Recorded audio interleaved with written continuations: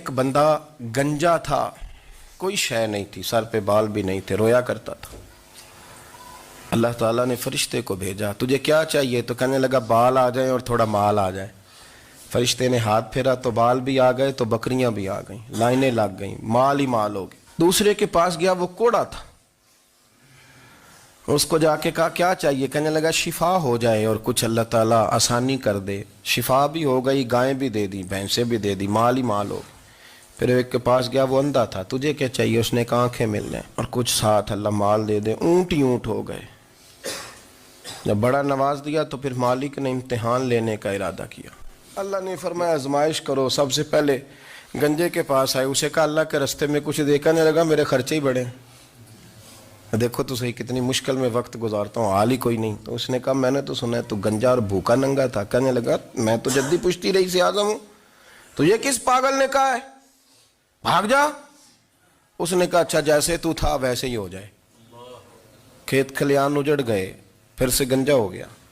حضور علیہ السلام فرمانے لگے, پھر وہ اس کے پاس گیا جو کوڑا تھا, اسے کہا کچھ دے. کہنے لگا خرچے ہی بڑے. اس نے کہا میں نے تو سنا تو پہلے کوڑا تھا. اس نے کہا جا دوڑ جا, میں تو رئیس اعظم ہوں, دادا بھی پردادا بھی اور ساری نسل ہی. اس نے کہا اچھا جیسے تو تھا ویسے ہی ہو جائے. پھر وہ گیا اندھے کے پاس اور جا کے کہا اللہ کے نام پہ کچھ دے. تو کہنے لگا رب کے نام پہ؟ یہ کھڑے ہیں اونٹ, جتنے تیرے دل کرے لے دا. اس نے کہا کیا معنی اس بات کا؟ کہنے لگا یار تجھے کیا بتاؤں, میں تو اندھا تھا, میں نے تو کبھی دنیا دیکھی نہیں تھی. پھر اس کریم نے فضل کیا تو مجھے بڑا کچھ دکھایا. وہ کہنے لگا تو اللہ کے نام پہ جان مانگ, میں وہ بھی دینے کو تیار. میرے پاس تو شے ہی کوئی نہیں تھی, مجھے تو اپنا پتہ ہے, میں تو کوئی شے نہیں تھا, کچھ نہیں تھا میرے پاس.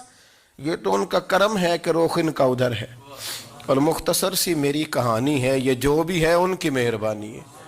تو وہ کہنے لگا میں بھی کچھ لینے نہیں آیا تھا, تیری آزمائش ہی کرنے آیا تھا. تیری عزتیں بھی سلامت رہیں گی, تیرا مال بھی سلامت رہے گا, تیری شفا بھی. اپنی زندگی میں کبھی بھی اللہ کی بارگاہ سے توجہ ادھر ادھر نہ کریں, چھوڑیں لوگ کیا کر رہے ہیں, دنیا کیا کہہ رہی. کبھی بھی اپنی توجہ دائیں. ہمارا یہ مسئلہ بن گیا کہ ہماری سیاست ہے, ہماری دنیا داری ہے, ہم بندوں کو راضی کرنا چاہتے ہیں.